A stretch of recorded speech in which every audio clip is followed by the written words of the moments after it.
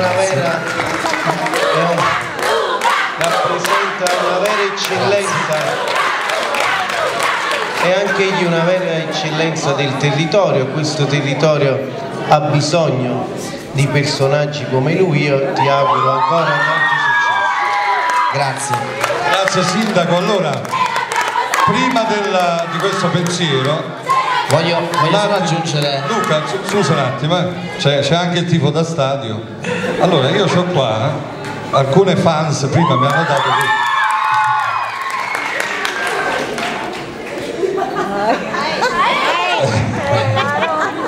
allora, una lente di ingrandimento. hai ragione, perché guarda, sai quante volte ho pensato di andare lontano da qui, viaggiare ma senza una meta, viaggiare al di là poi di te. Dove vuoi arrivare, Luca? Questo viaggio dove ti porterà? Io non è che ho un punto di arrivo, è ovvio che faccio quello che mi piace. Grazie.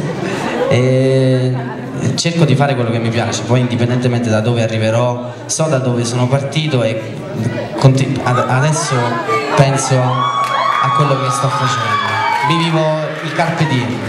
E ti fa onore il fatto che non hai dimenticato da dove sei partito, dalle origini, certo, da questa terra che ti ha formato come uomo, come artista, no? Soprattutto, anche perché ricordo che io ci tengo soprattutto a dare la possibilità, credo nelle mie possibilità, di dare insieme a chi posso una mano alle persone che vogliono fare musica, quindi questo è un territorio ricco e merita tutto l'appoggio delle persone che possono aiutare i giovani ad emergere, quindi a farsi conoscere. Mi ricordo che l'ultima volta che sei stato qui Carmine Somesa ha promesso una scuola di musica. Sì.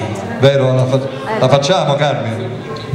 E perciò la Commissione Cultura si sta ragionando di questa cosa, era anche una sorpresa, speriamo di avere il suo supporto per iniziare questo percorso nel Nolano, e quindi perché tante attività si fanno ma c'è bisogno di una sintesi.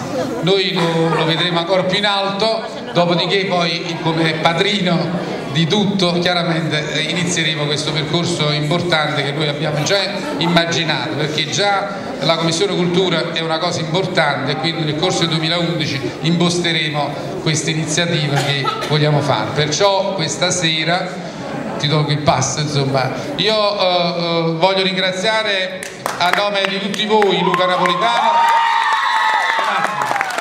e vi dico perché.